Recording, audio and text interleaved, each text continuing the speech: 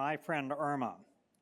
The series was broadcast on the radio from 1946 to 1954 and on television from 1952 to 1954.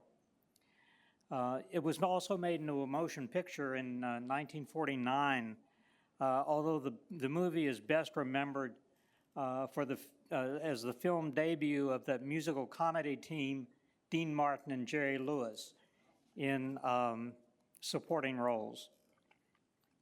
Let me introduce the cast in the order of appearance, and I'll ask them to wave so you'll know who they portray. The announcers are Warren Way and John Rose. Jane, the sensible one, is June Tate. Irma, the insensible roommate, is Ann Williams. The delegation from the New York Secretarial Club is led by Sherilyn Heatwole as Scarlett, with Rosie Whitehorn as Violet and Marilyn Biggerstaff as Lorelei. Fritz Will plays Mr. Wunderkind, a neighbor of Jane and Irma's. The landlady, Mrs. O'Reilly, is Christine Watt. Mr. Clyde, Irma's long-suffering boss, is John Taylor. Bob Rogers plays Al, Irma's no-account boyfriend. Rounding out the cast are Craig Watt as the salesman, Dale Boyce as the nurse, and the jingle singers are Peggy Brown, Judy Johnson, and Linda Schlichting, with assistance from Warren, Ann, and June. The pianist is Ann James, and our director is Ellen Papa. Craig and I will be doing sound effects. Before fancy electronic filters, radio shows used whatever was available to make the sound realistic, such as speaking through a tube to mimic the sound of someone talking on the telephone. Late in the show, Irma makes a phone call, a long-distance phone call. What you'll see is Ann talking through a tube. What you'll hear, if you use your imagination, is Irma calling long distance. Every radio show needs two groups of people, the cast and the listeners, you. This cast delivers some very funny lines. How do I know that? Because during rehearsals, they broke up at their own jokes. As an audience, your job is to laugh when something strikes you as funny, from a few giggles to outright guffaws. That's the only way that the voice actors can know they're connecting with the audience. So don't hold back. Let the actors know that you're enjoying their work. And after today's presentation, I'll have a special announcement about our Christmas show. It's 99 days away. Someone asked me about our Christmas show, and I gave a vague answer. And my wife spoke up, Jan, spoke up and said, he's been singing Christmas songs for a month now. So now from May 26, 1953, My Friend Irma.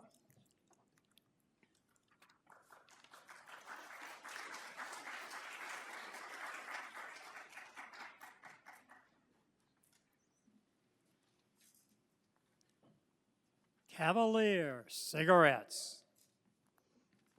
Yep, Cavalier cigarettes.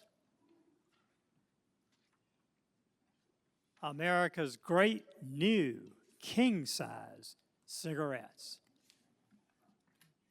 Bring to you My Friend Irma.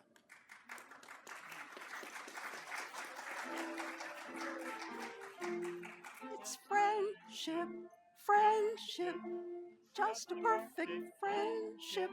When other friendships have been forgot, ours will still be hot.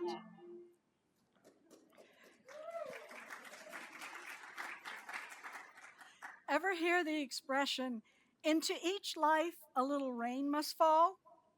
Well, my name is Jane Stacy, and I live with Irma Peterson, the Niagara Falls of my life.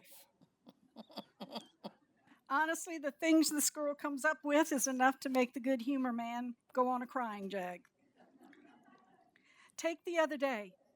I was reading the National Geographic magazine, and I said to Irma, listen to this. A scientific nautical expedition has just discovered an ocean canyon off the coast of Guam that is 38,000 feet deep. And Irma said, Well, I'll have to keep that in mind. I don't like to swim where it's too far over my head.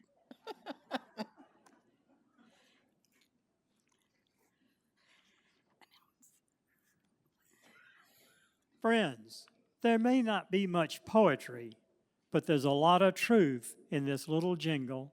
Listen. Feel that modest, taste that flavor. That's a Cavalier. Cavaliers? Milder? How do you know?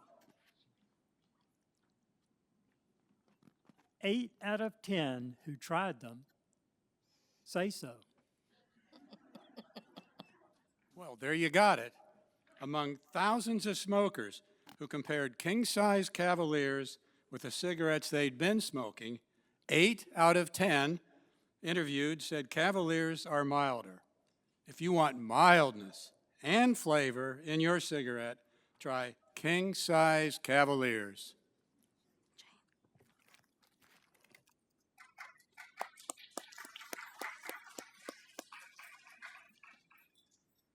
Our story begins with a typical conversation between Irma Peterson and Jane Stacy.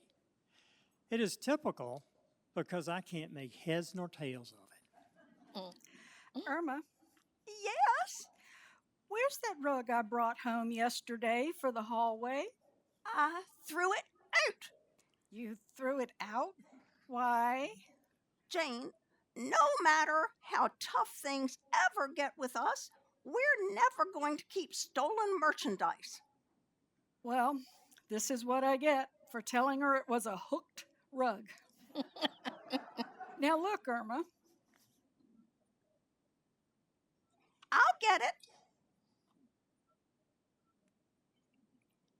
Hello? Yes, this is Irma Peterson. Who's calling?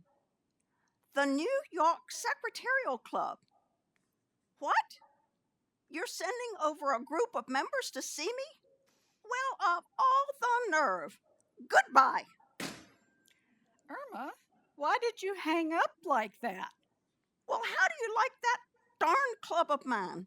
Just because I'm behind 1 month in my dues, they're sending a delegation to see me. Well, I won't let them in. Temper, temper, Irma. Remember what I said. When you feel yourself get angry, count to 10. Oh, that's no good. I never know what comes after 7, and that makes me angrier.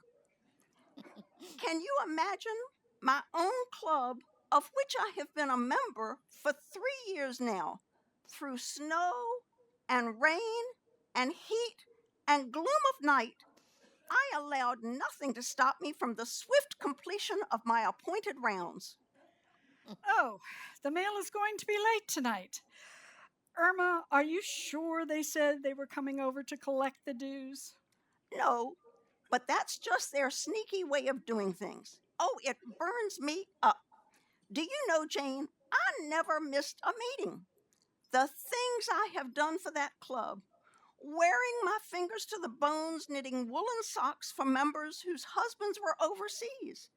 And not just ordinary socks, good socks. You know, gargoyles.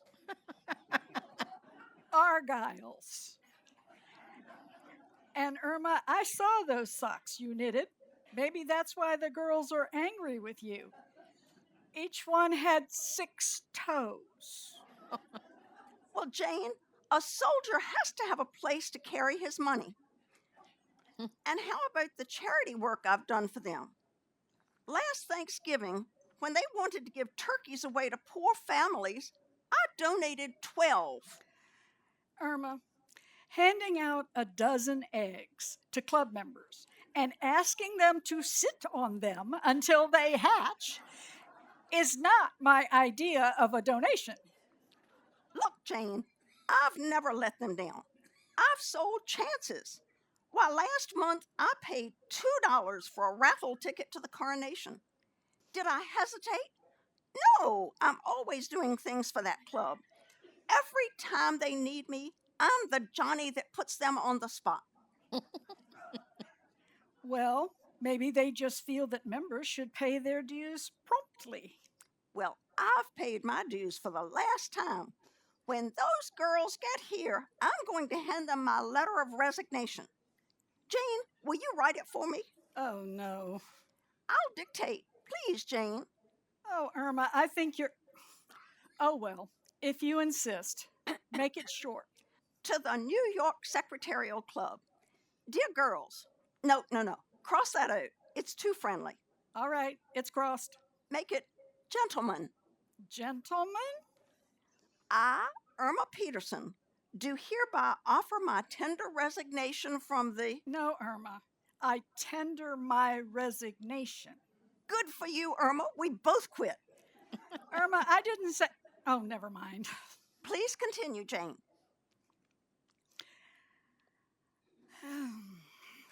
The pencil keeps cringing, but I'll try.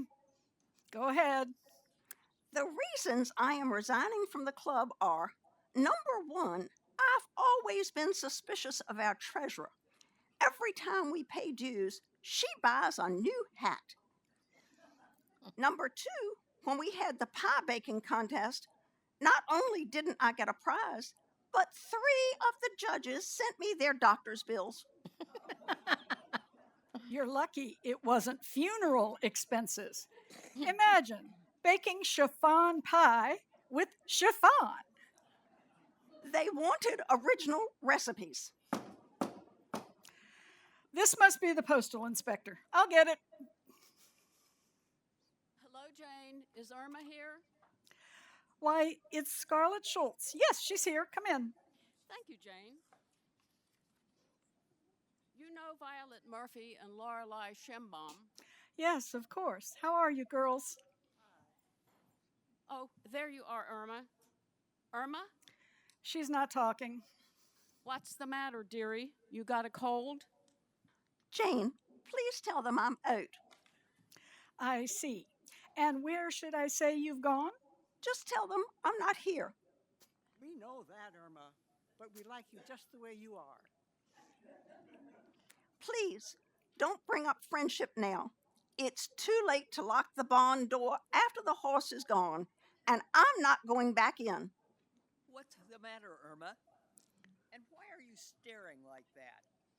Don't you recognize us? You have magnesia or something? I think she's popped her cork. I think you're right, girls. Irma has flipped her lid. Jane, give her the letter I dictated. Well, if you insist.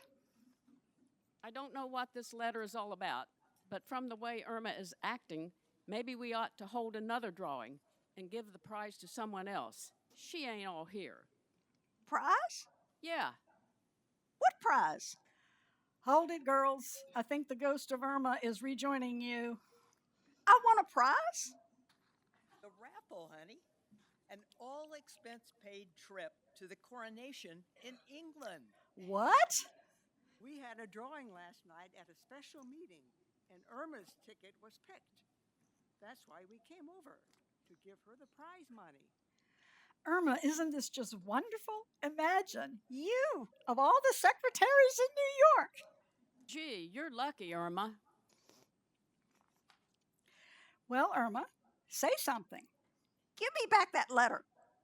Well, Irma, here's the check for all your expenses. Let me see. Oh my gosh, $20.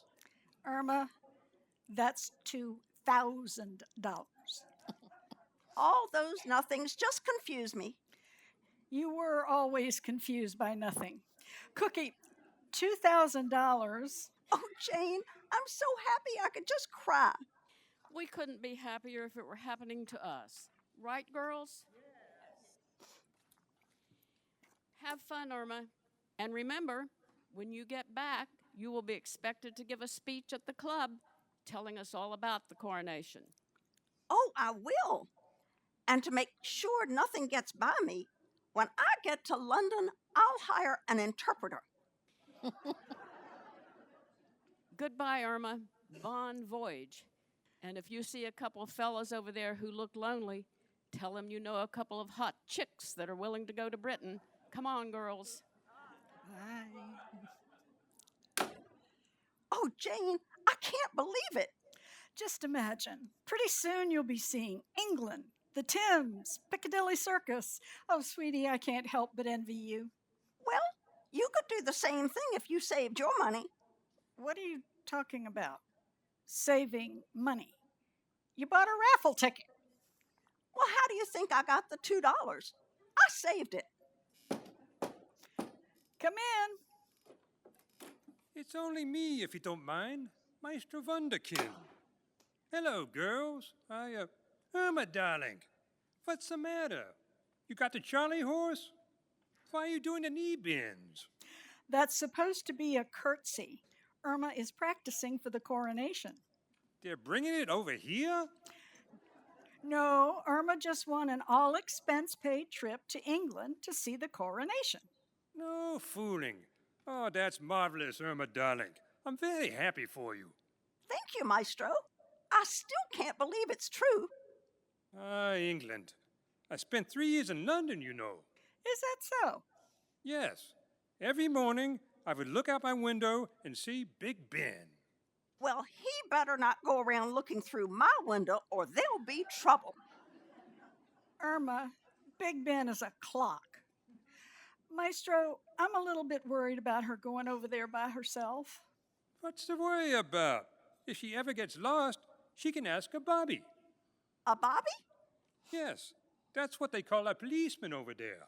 Well, since I'm a visitor, I'll ask for Robert. Oh, I got a feeling those English people don't know what a real fog is yet. Don't worry about me, Jane. I guess I'll know my way around as soon as I learn the language. This is very simple, Irma. Just go around sucking on a lemon, and you'll be talking just as plain as they do. Yoo-hoo! Anybody home? Come in, Mrs. O'Reilly. Hello, girls. Hello, Maestro. Well, Mrs. O'Reilly, look at your hair. The new upsweep? Do you like it? I think it's very becoming. So do I, because she looks like something that should be swept up. Ooh, nobody asked you. What's new, girls? What's new? Mrs. O'Reilly, this will floor you. Irma has won a free trip to the coronation. Glory be. That's right. I bought the winning ticket in the raffle our club held. How do you like that? All my life I've been buying raffle tickets, and all I won was 3 facial treatments at Sally's beauty parlor. I hate to see what the loser got. If you don't keep quiet, I'll give you a facial treatment that plastic surgery won't cure. Irma, darling, I can't tell you how excited I am for you.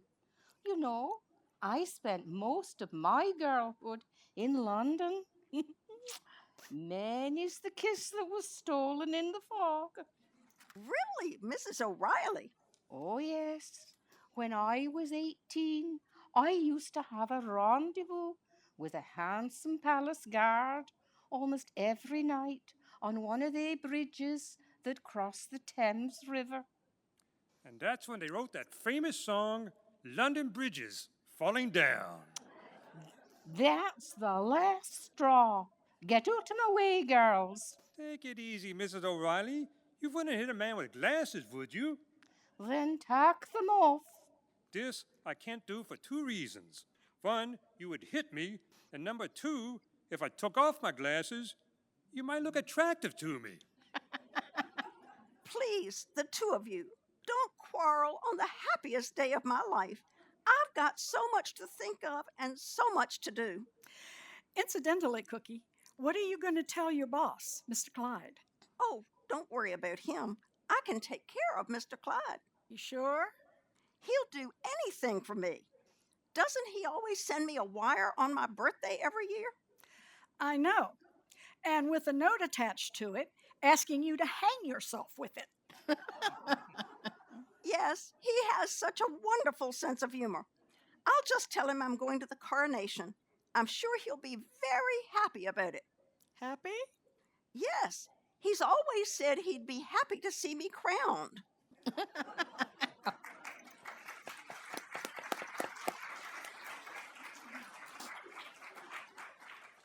Friends, if you really want to get the most possible pleasure from smoking, here are some facts that will interest you. Facts about the new king-size Cavalier cigarettes. First, Cavaliers are the new king-size blend made by the makers of Camels. Fact number two relates to Cavalier's great mildness. Thousands of smokers from coast to coast compared king-size Cavaliers with the cigarettes they'd been smoking.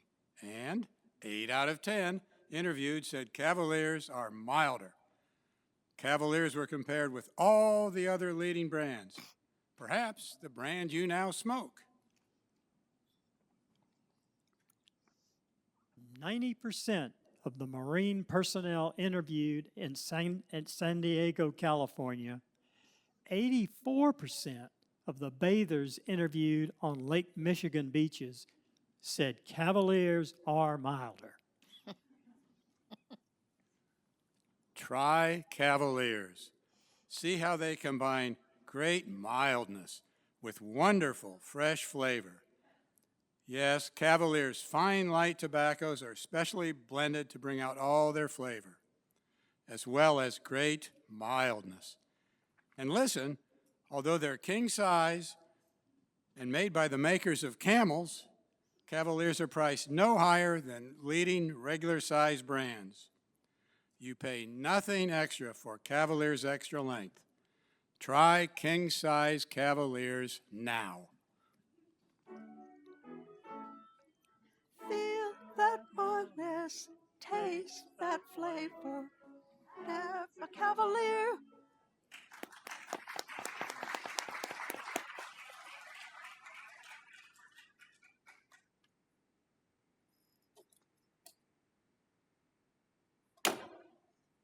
Oh, Mr. Clyde, Mr. Clyde, Yes, Miss Peterson. I'm leaving the country. What did Al do now? No, I won a free trip to the coronation. Wait a minute. You're going to London? Yes. Well, that ought to louse up Lend-Lease for good. When are you leaving? Right away. No, you're not. You're not going until you call Mr. Brown and apologize. Mr. Brown? Yes, that letter you dictated. That letter I dictated to you last week. Yes. He's suing me. Why?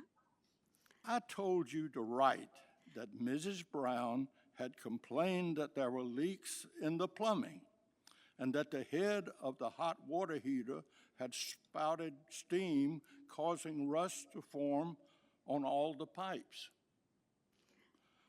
I did not say that there was a leak in Mrs. Brown's head and she was steamed up because Mr. Brown's pipes were all rusty. Get on the phone. All right, Mr. Clyde. But what shall I tell Mr. Brown? Tell him that through a stupid mistake of yours, you got the details of the plumbing confused, and you meant nothing against his wife, one of the loveliest women a man can marry. All that? Tell it to him.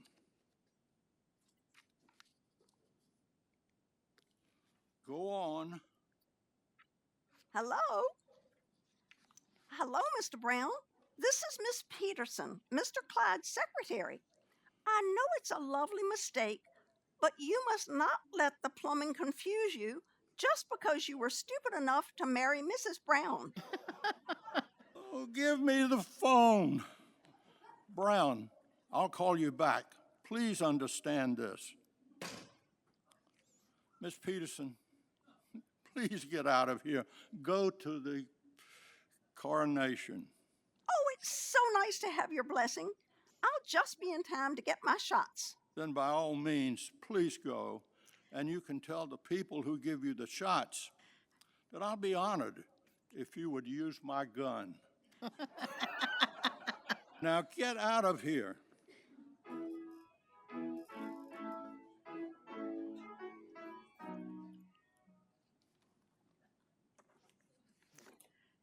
Is that you, Cookie? Jane, what an experience I just had. If I wasn't so bright, someone could have taken advantage of me. What do you mean? Well, you know, they use different money in England than we do here. Yes, I know. So when I was at the bank, I asked them to change my $2,000 for English money. They said they would give me 800 pounds. Well, what did you do? They couldn't fool me. I put it on the scale. 800 pounds? It hardly weighed 4 ounces. Irma, I think the time has come for a conference. I don't think you should try and tackle this trip alone. Why not? Well, there are so many things to do and so many things to buy, you're going to get taken. Really, Jane, how can you say this? I happen to be a very clever shopper. Yes, like that lace tablecloth you bought last week. Genuine imported Army surplus mosquito netting. Well, the man showed me the label, said unusual Damascus. Unusual Damascus? It said unusable damaged. So I made one little mistake. One mistake? What happened last month when I sent you out to buy a Lazy Susan? What did you come back with? A manhole cover on a stick. See what I mean? Come in. Hiya, Jane. Hiya, Chicken. Hello, Al Honey. Chicken, they told me. Did you really win the raffle? Yes, Al, it's true. I got a check for $2,000 for a trip to London to see the coronation. Oh, you're not going, are you? Sure, I'm going, Al. I'm supposed to. That's what the prize is for.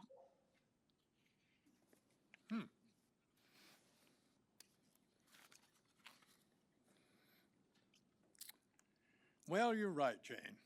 Chicken, how do you plan to get there? 16. 16. All right, Chicken. Who's going to know? 2 G's make a great beginning for our upcoming nuptials. Please, Al, it's not too polite to talk about those things until after we're married. And besides, I don't like the idea of your wandering around a foreign country.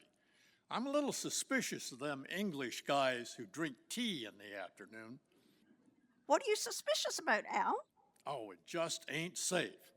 Look at that outfit they got called Scotland Yard. Believe me, they can't be running their business right if they have to rent their police station from another country.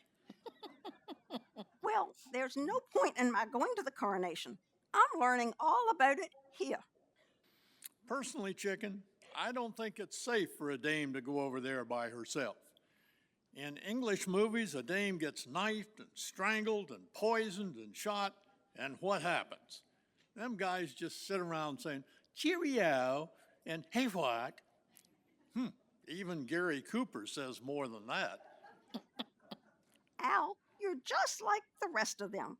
No one thinks I can take care of myself. It ain't just that, chicken. I don't think you'd fit in over there. Why, Al? Well, you're afraid of an ordinary housefly. How you going to get along with people who play with crickets all day? Well, And suppose they ask you to go ride the hounds. well, I've never been on a dog, but there's a first time for everything. No, chicken, you don't get on the dog. You get on the fox, and you chase the dog. That's known as chutney. Well, if this doesn't break up the United Nations, nothing will. Al, I don't think it's your business to stand here and discourage Irma. She's won a prize that comes once in a lifetime, and I want her to have fun. It's just that I don't want her to handle all the details herself. Well, there you're right, Jane. Chicken, how do you plan to go? Boat or plane? Well, I think a ship is safer. A plane could fall. On the other hand, the plane could fall on the ship. I think I'll take a train. You see what I mean, Al? And she wants to handle all the details herself. That's right.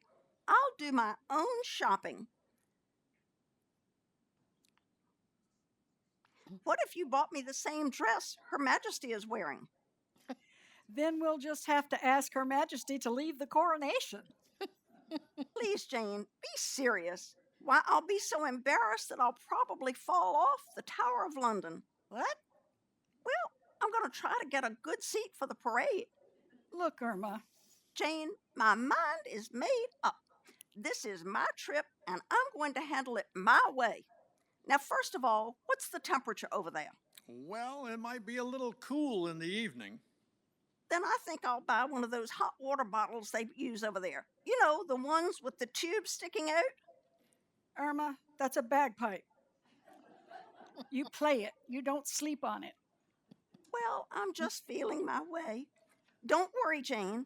When I come back from my shopping trip, everything will be under control.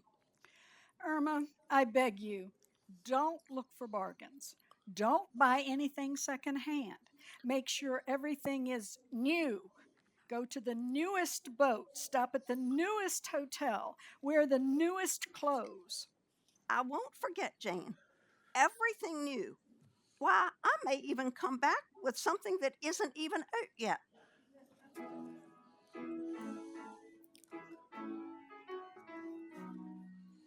Hello? What can I do for you, miss? What's new? I beg your pardon? That's all I can buy. What's new? Madam, I haven't got all day. Are you interested in some luggage? Yes. What's this bag here? That's genuine snakeskin. Old snakes or new? We don't know.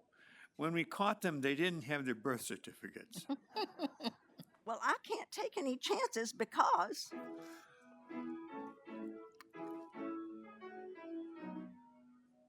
Yes, miss?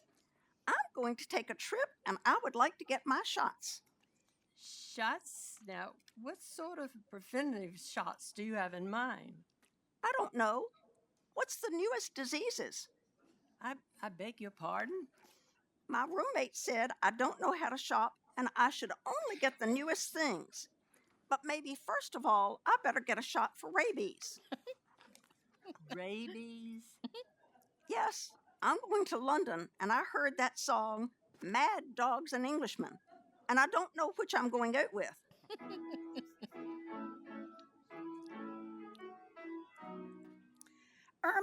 Irma, you better hurry. You've got to get to the airport. Don't worry, Jane, I'm all packed. Oh, sweetie, I'm going to miss you terribly, but have the most wonderful time in the world. I will, Jane. Aren't you proud that I took care of all the arrangements myself? Well, I must say, you amazed me. Here, honey, here's a little farewell gift for you. Oh, it's a lavalier? No, it's a tag. If you get lost, they'll mail you back to me. here's something from me, Irma. Oh, what is it? Just a little cake that says Bon Voyage. Oh, thank you. Throw it away, Irma, at once. Why? They'll think you went to Ireland and broke off a piece of the Blarney Stone. Oh, I'm going to miss you all so much. You'll tell us all about it later when we see you at the airport. No, Jane, I want to say goodbye here. I've handled everything so far, and I don't want to feel like I'm a little baby that can't be trusted to get on the right plane. But Irma, Everybody, kiss me goodbye. Goodbye, Jane. goodbye, Cookie. And now, Irma, darling, let me kiss you goodbye. Mrs. O'Reilly, don't you dare stand in front of her. Oh, I lost my head for a minute. Goodbye, Maestro. And you, Mrs. O'Reilly. Goodbye, dear.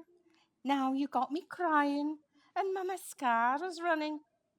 Well, tell it to run after your eyelashes. They just fell off. And you, Al. My chickie. My Wiki. Chicky, Wiki. That reminds me. Here's some Dramamine in case you get air sicky. Bye-bye. Bye. Bye.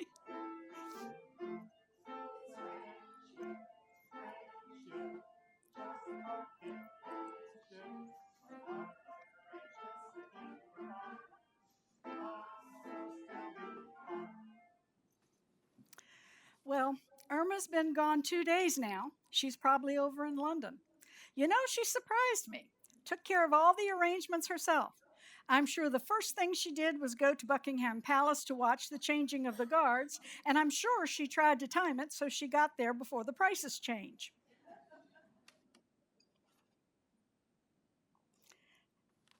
Hello? Hello? Is that you, Jane? Irma, is this an overseas call? Well, not exactly. What do you mean, not exactly? Well, remember when I was going shopping? You told me to get everything new? Yes. Well, sometimes it doesn't work out so good. What do you mean? When I bought my ticket at the airport, the fella asked me if I was going to marry old England. Yes. So I said, I don't want anything old. I'm a good shopper. I want New England. What? Irma, where are you? I'm in Boston.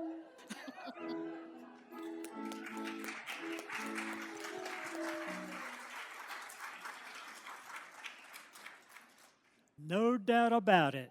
The big news in cigarettes today is new king-size Cavaliers made by the makers of Camels. Have you tried new king-size Cavaliers? You should, if you want both mildness and flavor in your cigarette. Why, talk about mild, just listen to this. Thousands of smokers in group after group, from coast to coast, compared king-size Cavaliers with the cigarettes they've been smoking, and 8 out of 10 interviewed said Cavaliers are milder. Here's what Captain Bill Miller of TWA, Trans World Airlines, said about Cavaliers. I found Cavaliers noticeably milder than the cigarette I'd been smoking, and I certainly go for their flavor. Thousands of smokers agree. Thousands are switching to new king-size Cavaliers. So, don't forget, king-size Cavaliers are made by the makers of Camels. That explains their great quality. And although they're king-size, Cavaliers are priced no higher than the leading regular-size brands. So be sure to try king-size Cavaliers. Buy a carton. Feel that fondness, taste that flavor. That's a Cavalier.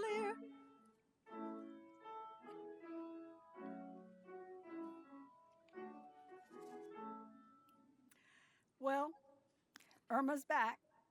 Right now, she's in the bedroom and she seems to be writing something and mumbling. Irma, what are you writing? My speech to the Secretarial Club about the coronation. The coronation? What in the world have you written? London is a beautiful city and is famous for baked beans and the Boston Red Sox. Well, isn't it a small world? At this moment, history is being made across the ocean. A lovely queen is having a crown dropped upon her head, while here I live with a little queen who was once dropped on the crown of her head. That's right, my friend Irma. It's friendship, friendship, just a perfect blendship. When other friendships have been forgot, ours will still be hot. This is John Rose saying good day for Cavalier cigarettes. And as your friend Irma says, I hope you'll always have a Cavalier nearby, king size.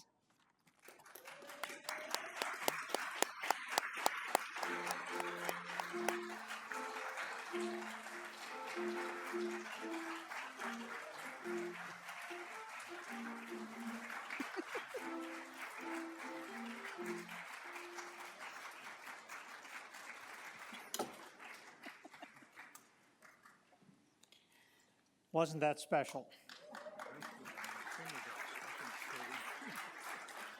That's why I said it. I spoke earlier about the Christmas show. We're going to do the Lux Radio Theater production of that Christmas classic, It's a Wonderful Life. But there are a couple of things that we're doing differently. First, we're offering an evening performance as well as a daytime one. The first performance will be at 7:30 on Tuesday, December the 16th, and will be for residents, friends, and family. We will repeat the performance at 11 a.m. Wednesday, December 17th, mainly for residents. Of course, you and your family and friends can catch either or both. The second difference is that the show is an hour long. Most of our shows are 30 minutes. In the original script, there were 34 speaking parts. Now, many of those parts can be combined. One person can have a variety of roles. But we wanted to make the Cedarfield radio players open, to make roles available to anyone who has thought about joining our group. The most frequent question I'm asked is, how do I try out for radio players? Have any of you tried out for radio players? I don't even ask if they've ever acted before. The main goal is to have fun rather than being a polished performance. Although, judging from your laughter and their performance, we have quite a few polished performers already. Our normal process is that anyone who wants a role gets one. We start with a line or two, and so that you get accustomed to the group and to performing before Cedarfield audiences. From there, you can progress through the roles, and who knows, there may be even a budding star among you. For this play, we're looking for, especially for men, for barkeeps or taxi drivers or bridge tenders or men in the crowd, but we have roles for both male and female. The first step is volunteering to be in our cast. So I'll set 5 o'clock Friday, September the 19th as the deadline. Just let me know that you want to be a part of It's a Wonderful Life, And we rehearse the third Wednesday of each month, but since the show is a little longer, we'll have extra rehearsals on the first Wednesday of November and December. So let me know by this Friday at 5 o'clock.